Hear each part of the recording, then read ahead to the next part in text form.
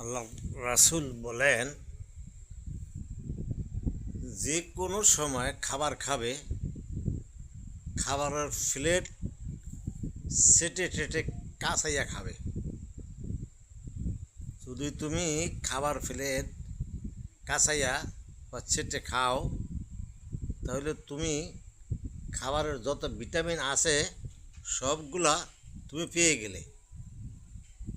আর এই ভিটামিনগুলোর ভিতরে বিভিন্ন রকমের ভিটামিন আছে, যা শরীরের জন্য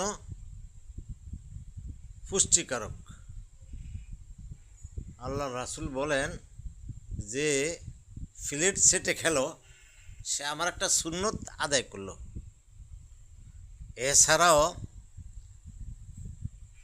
যখন মানুষ কোনো প্লেট সেটে খায়, প্লেট তাকে বলে, তোমাকে আল্লাহ জাহান্নামের আগুন থেকে মুক্ত করুক।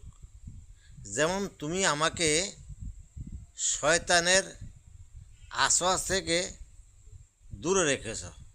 এই জন্য আমরা সবসময় যে কোনো খানা খাবো, প্লেট সেটে খাবো, তাতে সুন্নত আদায় হলো, আর শয়তানের আশওয়াস থেকে আমরা বেঁচে গেলাম।